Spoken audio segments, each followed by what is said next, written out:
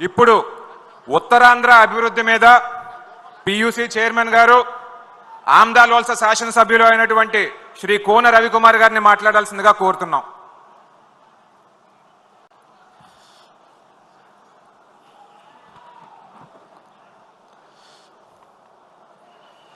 నలభైవ మహానాడు సందర్భంగా ఈ సమావేశానికి అధ్యక్షత వహించినటువంటి జాతీయ అధ్యక్షులు ఆంధ్రప్రదేశ్ రాష్ట్ర ముఖ్యమంత్రి వర్యులు శ్రీ నారా చంద్రబాబు నాయుడు గారికి, అలానే తెలుగుదేశం పార్టీ జాతీయ ప్రధాన కార్యదర్శి, యువగలాన్ని నవగలంగా మార్చినటువంటి నవ యువకుడు శ్రీ నారా లోకేష్ బాబు గారికి, తెలుగుదేశం పార్టీ ఆంధ్రప్రదేశ్ రాష్ట్ర అధ్యక్షులు శ్రీ పల్లా శ్రీనివాసరావు గారికి, వేదిక మీద ఉన్నటువంటి అతిరథ మహారథులకు, వేదిక ముందున్నటువంటి తెలుగుదేశం పార్టీ కుటుంబ సభ్యులకు నా యొక్క నమస్కారాలు తెలియజేస్తూ, ఈరోజు ఉత్తరాంధ్ర అభివృద్ధి, ఉత్తరాంధ్రాని ఒత్తి ఆంధ్రాగా మార్చినటువంటి జగన్మోహన్ రెడ్డి ఈరోజు ఉత్తమ ఆంధ్రాగా తీర్చిపోతున్నటువంటి మహానాయకుడు మన నాయకుడు నారా చంద్రబాబు నాయుడు గారని చెప్పి ఈ సందర్భంగా తెలియజేస్తున్నాను. ఉత్తరాంధ్ర అంటే వెనుకబాటుతనం కాదు, ఉత్తరాంధ్ర అంటే మహా ఉద్యమం. ఆ ఉద్యమంలో ఎన్నో తెలుగుదేశం పార్టీ తాలూకా పాత్ర గణనీయం.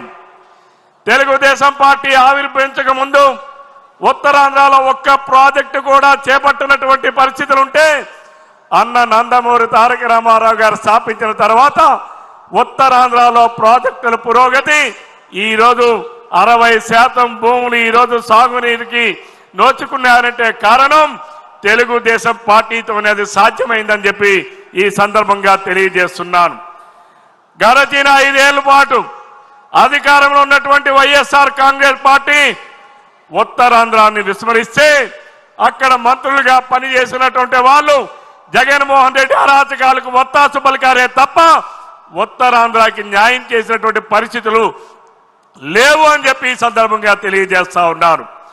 హుదూదు తుఫాను ఆనాడు విశాఖపట్నాన్ని తాకితే ఉత్తరాంధ్రాన్ని అతలాకుతలం చేస్తే హుదూదు వెళ్ళక ముందే విశాఖపట్నానికి చేరి ఆ రోజు చివరి టాకులా వణికినటువంటి విశాఖపట్నాన్ని 9 రోజుల పాటు బస్సులోనే ఉంటూ నిద్రాహారాలు మాని ఉత్తరాంధ్రాన్ని చివురుటాకులా వణికినటువంటి ఉత్తరాంధ్రాన్ని మళ్ళీ ఒక దారిలోకి తీసుకొచ్చినటువంటి సాహసోపేతమైనటువంటి అనేక కార్యక్రమాలు చేసినటువంటి పరిపాలనా దక్షుడు మన ముఖ్యమంత్రి చంద్రబాబు నాయుడు గారు. అలాగే విశాఖ నగరాన్ని ఆర్థిక రాజధానిగా మార్చాలని, విశాఖ నగరాన్ని ఐటీ హబ్గా మార్చాలని, ఆనాడు ఉన్నటువంటి ఏదైతే ఐటీ శ్రద్ధగా మార్చాలని ఆనాడు చంద్రబాబు నాయుడు గారు అహర్నిశలు శ్రమిస్తే తర్వాత వచ్చినటువంటి జగన్మోహన్ రెడ్డి తన దాష్టికమైనటువంటి పరిపాలన ద్వారా విశాఖపట్నం నుంచి ఐటీ శ్రద్ధ నుంచి 14 ఐటీ కంపెనీలు తరలిపోయానంటే జగన్మోహన్ రెడ్డి దాష్టికానికి బలి కానటువంటి ఏ ఒక్క వ్యవస్థ కూడా లేదు అనడానికి ఇదొక నిదర్శనం అని చెప్పి ఈ సందర్భంగా తెలియజేస్తున్నాను. ఆనాడు విశాఖపట్నంలో పెట్టుబడి సదస్సులు పెట్టి ఉత్తరాంధ్ర ప్రాంతానికి పరిశ్రమలు ఆహ్వానించి ఆనాడు ఉత్తరాంధ్రలో ఉన్నటువంటి వెనుకబాటుతనాన్ని పారద్రోలాలని, ఉత్తరాంధ్రలో ఉన్నటువంటి యువతరానికి ఉద్యోగ కల్పన ఉపాధి అవకాశాలు కల్పించాలని ఆనాడు పెట్టుబడులు సదస్సులు పెడితే దానిని కూడా నిర్వీర్యం చేసినటువంటి వ్యక్తి జగన్మోహన్ రెడ్డి గారు అని చెప్పి ఈ సందర్భంగా తెలియజేస్తున్నాను. ఆనాడు విశాఖపట్నంలో ఐటీ హిల్స్లో డేటా సెంటర్ను పెట్టాం. ప్రపంచంలోనే 5 సాఫ్ట్వేర్ కంపెనీలను పిలుచుకునేటటువంటి ఫ్రాంక్లిన్ టెంపుల్టన్ కానీ బ్లాక్ చైన్ టెక్నాలజీ వంటి సంస్థలు విశాఖలో స్థాపించేందుకు ఆ రోజు కృషి చేస్తే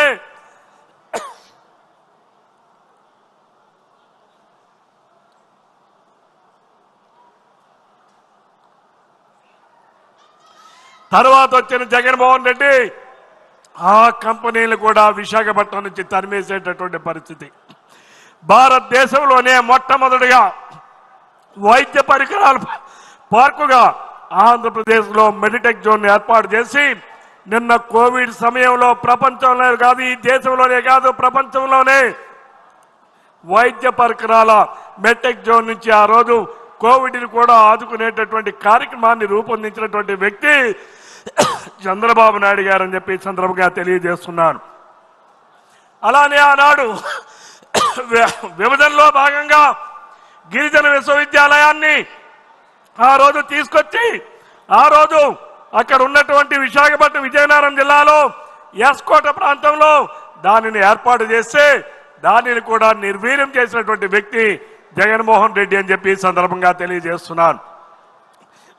ఉత్తరాంధ్రకే తలమానికంగా విశాఖపట్నంలో ఉన్నటువంటి ఎయిర్పోర్టుని ఈరోజు భోగాపురం దగ్గర 3000 ఎకరాల్లో భోగాపురంలో ఇంటర్నేషనల్ ఎయిర్పోర్టును ఏర్పాటు చేయాలని ఆనాడు భూసేకరణ చేసి 3000 ఎకరాలని ఆనాడు ఎయిర్పోర్టుకి అందిస్తే జగన్మోహన్ రెడ్డి ముఖ్యమంత్రి అయిన తర్వాత 500 ఎకరాలు ఉంచుకొని వైసీపీ వాళ్ళకి ధారాదత్తం చేయడానికి ప్రయత్నం చేసినటువంటి జగన్ రెడ్డి ఆనాడు ఉత్తరాంధ్రకి చేసినటువంటి అన్యాయం ఈ రోజు కూడా శాపంగా మారిందని చెప్పి ఈ సందర్భంగా తెలియజేస్తున్నాను. అలానే ఈనాడు ఉత్తరాంధ్ర జిల్లాలకి ఆనాడు వెనుకబాటుతనంగా ఉన్నటువంటి విభజన చట్టంలో ఉన్నటువంటి నిధులను తీసుకొచ్చినటువంటి ఘనత శ్రీకాకుళంలో IIITని ఏర్పాటు చేశాం. భావనపాడులో ఆనాడు వాటర్ రేవును ఏర్పాటు చేశాం. డయాలసిస్ కేంద్రాలను ఏర్పాటు చేశాం. ఆనాడు ఉద్దాన ప్రాంతంలో ఉన్నటువంటి కిడ్నీ డిసీజ్ను పారద్రోలడానికి ఆనాడు కిడ్నీ ఆసుపత్రిని ఏర్పాటు చేశాం.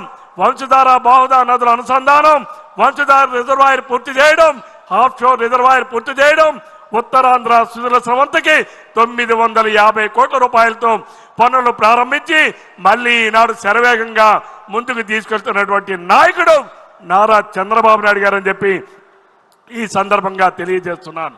అంతేకాదు ఆనాడు ఉదూదు తుఫాను వస్తే విశాఖపట్నాన్ని కాపాడినటువంటి రిషికొండని బోడిగుండుగా మార్చి 500 కోట్ల రూపాయల ధనాన్ని వెచ్చించి ఈనాడు ప్యాలెస్లు నిర్మించి నిరుపయోగంగా చేసినటువంటి ప్యాలెస్ల వీరుడు ఈ జగన్మోహన్ రెడ్డి అని చెప్పి సందర్భంగా తెలియజేస్తున్నాను.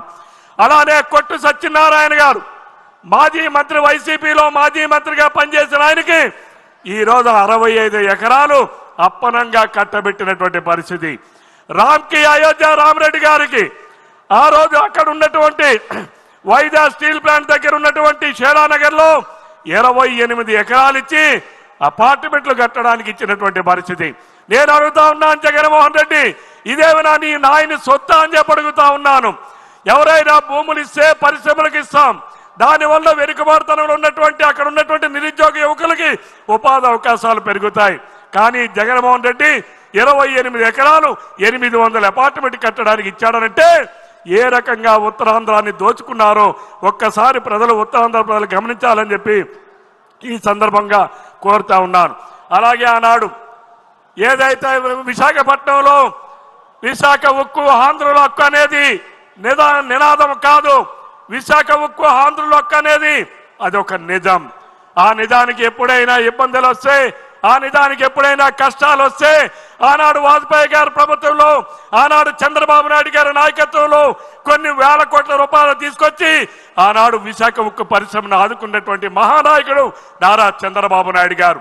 మరలా దాన్ని ప్రైవేటైజేషన్ చేస్తామంటే పోస్కో అనేటటువంటి కంపెనీతో చీకటి ఒప్పందాలు చేసుకొని వైజాగ్ స్టీల్ ప్లాంట్ భూములు కూడా కొట్టేయడానికి పథకాల్ని రచించినటువంటి వ్యక్తి జగన్మోహన్ రెడ్డి అయితే ఈనాడు మనలా కేంద్రంతో మాట్లాడి ఏదైతే ప్రైవేటీకరణ చేసేటటువంటి స్టీల్ ప్లాంట్ ఉందో 11,400 కోట్ల రూపాయలు ఇచ్చి ఈ రోజు స్టీల్ ప్లాంట్ ను ప్రైవేటీకరణ చేయకుండా దానిని ఆదుకోవడానికి ప్రయత్నం చేసింది మన ముఖ్యమంత్రి నారా చంద్రబాబు నాయుడు గారు అని చెప్పి ఈ సందర్భంగా తెలియజేస్తున్నాను. ఆనాడు గడిచిన 5 సంవత్సరాల్లో ఉత్తరాంధ్రలో ఉన్నటువంటి సాగునీటి రంగ ప్రాజెక్టుల కోసం 1832 కోట్ల రూపాయలు ఖర్చు చేస్తే గడిచిన 5 ఏళ్లలో జగన్మోహన్ రెడ్డి 528 కోట్లు మాత్రమే ఖర్చు పెట్టి ఈ రోజు రైతాంగాన్ని అధపాతానికి నెట్టినటువంటి గనుడు జగన్మోహన్ రెడ్డి అని చెప్పి ఈ సందర్భంగా తెలియజేస్తా ఉన్నాను. అంతేకాదు ఆనాడు రైల్వే జోన్ రాష్ట్ర విభజనలో ఉత్తరాంధ్ర ప్రాంతంలో వైజాగ్లో రైల్వే జోన్ పెడతామని చట్టంలో చేస్తే కనీసం 52 ఎకరాల భూమిని కూడా ఇవ్వడానికి మనసు రానటువంటి వ్యక్తి జగన్మోహన్ రెడ్డి. ఈనాడు 52 ఎకరాలు చంద్రబాబు నాయుడు గారి నాయకత్వంలో కూటమి ప్రభుత్వంలో 52 ఎకరాలు రైల్వే జోన్కి ఇచ్చి 200 కోట్ల రూపాయలు కేంద్రం నుంచి నిధులు తీసుకొచ్చి ఈ రోజు రైల్వే జోన్ కార్యాలయాలు ప్రారంభించడమే కాకుండా రేపు ఉత్తరాంధ్రలో రైల్వే డిపార్ట్మెంట్ లో కూడా ఉద్యోగాలు రావడానికి ఉపాధి అవకాశాలు పెరగడానికి ఈనాడు రైల్వే జోన్ దోహదపడుతుందని చెప్పి ఈ సందర్భంగా తెలియజేస్తున్నాను.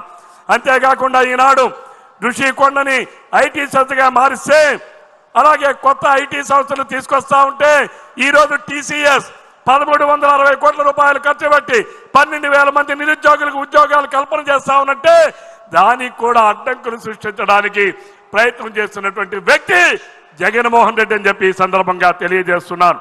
ఈనాడు అంతేకాదు అనకాపల్లిలో ఆర్సిలార్ మిట్టల్ సంస్థ వారు 1,36,000 కోట్ల రూపాయలతో భారతదేశంలోనే అతి పెద్ద స్టీల్ ప్లాంట్ పెట్టబోతున్నారంటే నారా చంద్రబాబు నాయుడు గారి పైన ఉన్నటువంటి నమ్మకం అని చెప్పి ఈ సందర్భంగా తెలియజేస్తా ఉన్నాను. అంతేకాకుండా ఈ రోజు అనకాపల్లి జిల్లాలో ఈ రోజు ఎన్టీపీసీ ఆధ్వర్యంలో 1,86,000 కోట్ల రూపాయలతో ఈ రోజు అక్కడ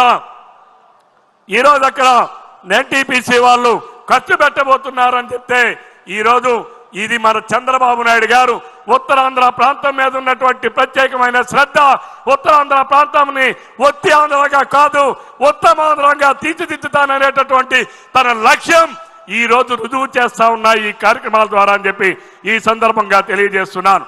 ఆనాడు జగన్మోహన్ రెడ్డి గారు విశాఖ జిల్లాని గంజాయి జిల్లాగా మారిస్తే ఈ రోజు చంద్రబాబు నాయుడు గారి నాయకత్వంలో ఈ రోజు అరకు ప్రాంతంలో కాఫీ సాగును విస్తరించి 1,00,000 ఎకరాలున్న సాగుని 2 లక్షల ఎకరాలకు పెంచి 526 కోట్ల రూపాయలు ఖర్చు పెట్టి ఈ రోజు రాష్ట్రంలోనే కాదు దేశంలోనే కాదు ప్రపంచంలోనే ఈ రోజు విశాఖ జిల్లాలో ఉన్నటువంటి అరకు అందాల్ని ఈ రోజు అక్కడ ఉన్నటువంటి పాడేరు అందాల్ని ఈ రోజు అక్కడ అరకు రైతుల తాలూకా పంటల విశేషాల్ని ప్రపంచ స్థాయికి తీసుకెళ్తున్నటువంటి వ్యక్తి ఈ రోజు మన ముఖ్యమంత్రి చంద్రబాబు నాయుడు గారు. ఆనాడు తోటపల్లి ప్రాజెక్టును 2003లో ప్రారంభిస్తే మళ్ళీ 2016లోనే పూర్తి చేసి ప్రజలకు అంకితం ఇచ్చినటువంటి వ్యక్తి మన ముఖ్యమంత్రి చంద్రబాబు నాయుడు గారు, తెలుగుదేశం ప్రభుత్వం అని చెప్పి ఈ సందర్భంగా తెలియజేస్తూ మరి ఈనాడు ఇక్కడ మన ముఖ్యమంత్రి గారికి నేను ఈ వేదిక ద్వారా ఒకటే విజ్ఞప్తి చేస్తున్నా.